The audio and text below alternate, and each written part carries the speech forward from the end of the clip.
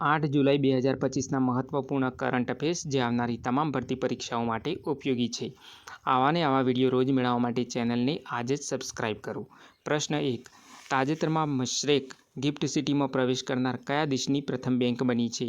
મશરેક નામની બેંક એ ગિફ્ટ સિટીમાં પ્રવેશ કરનારી કયા દેશની પ્રથમ બેંક બની છે? તો જવાબ છે યુએઈની.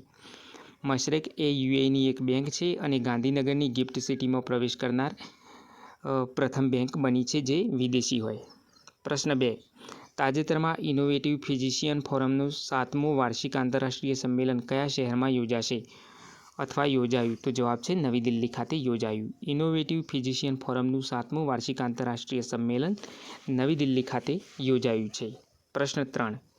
તાજેતરમાં ભારતનું પ્રથમ ટ્રાન્સજેન્ડર ક્લિનિક કયા શહેરમાં ફરી શરૂ થયું છે? તો જવાબ છે હૈદરાબાદ ખાતે.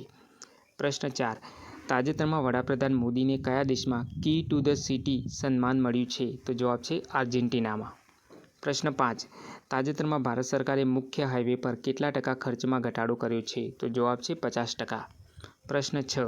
તાજેતરમાં વિશ્વ ઝૂનોટિક રોગ અટકાવવા દિવસ ક્યારે મનાવાયો છે? તો જવાબ છે 6 જુલાઈના રોજ. વિશ્વ ઝૂનોટિક રોગથામ દિવસ ક્યારે મનાવવામાં આવ્યો છે? તો 6 જુલાઈના રોજ મનાવવામાં આવ્યો છે.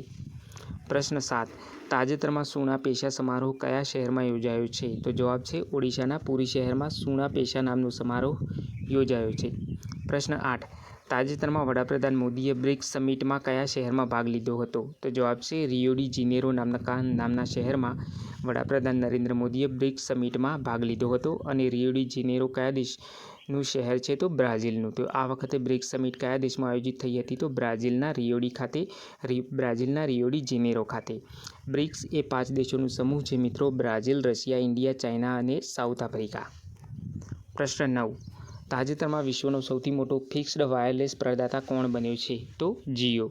વિશ્વનો સૌથી મોટો ફિક્સ્ડ વાયરલેસ પ્રદાતા કઈ કંપની બની છે? તો જિયો. પ્રશ્ન 10. તાજેતરમાં કયો દેશ નવી વિકાસ બેંક યાની ન્યૂ ડેવલપમેન્ટ બેંકમાં જોડાયો છે? તો એ અને બી બંને મતલબ કોલંબિયા અને ઉઝબેકિસ્તાન નામના જે 2 દેશો છે તેઓ ન્યૂ ડેવલપમેન્ટ બેંકમાં જોડાયા છે અને ન્યૂ ડેવલપમેન્ટ બેંક એ બ્રિક્સ દેશોએ બનાવેલી બેંક છે. મતલબ બ્રાઝિલ, રશિયા, ઇન્ડિયા, ચાઇના અને સાઉથ આફ્રિકા એ બ્રિક્સ દેશોએ બનાવેલી બેંક છે અને તેમાં 2 નવા દેશો સામેલ થયા છે, કોલંબિયા અને ઉઝબેકિસ્તાન.